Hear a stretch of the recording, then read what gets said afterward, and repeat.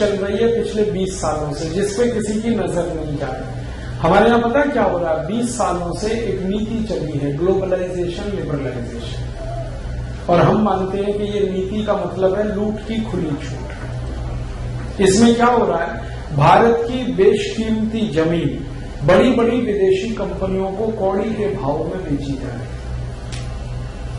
आपका पड़ोसी उड़ीसा है ना, उड़ीसा में एक पॉस्को नाम की कोरियन कंपनी को 55,000 एकड़ जमीन बेच दिया। माफ करना, 55,000 हेक्टेयर, एकड़ में, एक हेक्टेयर में 5 एकड़ होते हैं, 55,000 हेक्टेयर बेच दिया कौड़ी के भाव। और उस जमीन में इतना बड़ा खजाना छुपा है आयरन ओर का। आपको ये बात मालूम है कि उड़ीसा अकेले राज्य का कुल आयरन ओर पूरे एशिया के आयरन ओर का 1/3 है।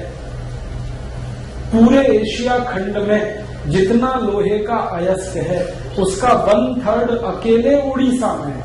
पूरे भारत की बात नहीं कर रहा हूं, खाली उड़ीसा। और वो आयरन ओर से भरी हुई हमारी धरती विदेशी कंपनियों को कौड़ी के भाव में बेचती है मुख्यमंत्री। ऐसी मनमानी है, लूट तंत्र है ये। ऐसी एक और बड़ी कंपनी है स्टरलाइट, उनको बेच दिया, 70-75 हजार एकड़ जमीन उनको दे दी। ये जमीनें ऐसे बेच रहे हैं जैसे इनके माता पिता छोड़कर चले गए।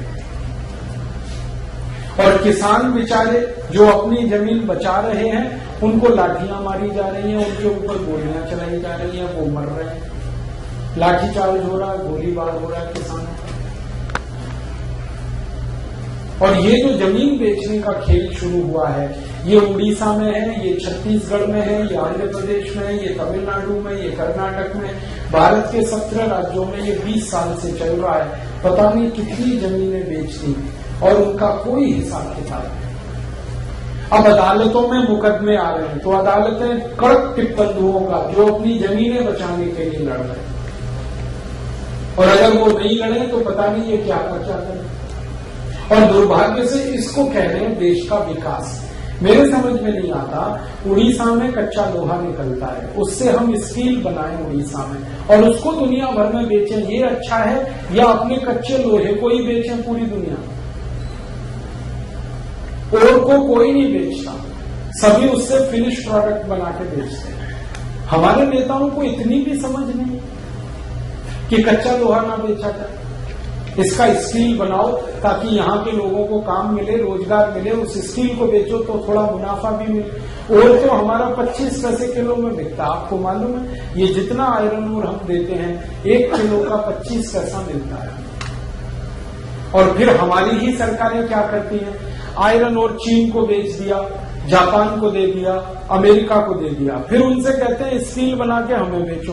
तो भारत में स्टील आता है चीन से 50 रुपए किलो, हमारा कच्चा लोहा बेच दिया 25 पैसे किलो, और उसी से चीन ने स्टील बनाकर हमको बेचा 50 रुपए किलो। ये अभी हुए ना कॉमनवेल्थ खेल, इसमें बड़ा घोटाला हुआ। हमने आयरन ओर बेचा, चीन ने हमको स्टील बना के बेचा 50 रुपए किलो, और वो स्टील भारत में बनता है 12 रुपए किलो। जो हमने चीन से खरीदा 50 रुपए किलो, जापान से खरीदा 50 रुपए किलो, हम उसको खुद बनाए। हमारे यहाँ बहुत सारी स्टील बनाने वाली कंपनियां हैं।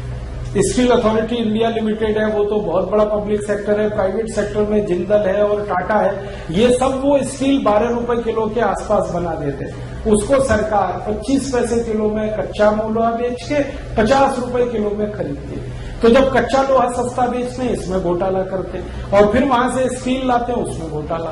रोज होता है ये काम। करोड़ों मीट्रिक टन हमारा स्टील ऐसे ही बिक गया पिछले 20 साल। ये घोटाले तो इतने बड़े हैं कि जिस दिन ये खुलेंगे आप विश्वास नहीं कर पाएंगे कि अपने नेता इतने गद्दार और बेईमान हो सकते। अब हमारे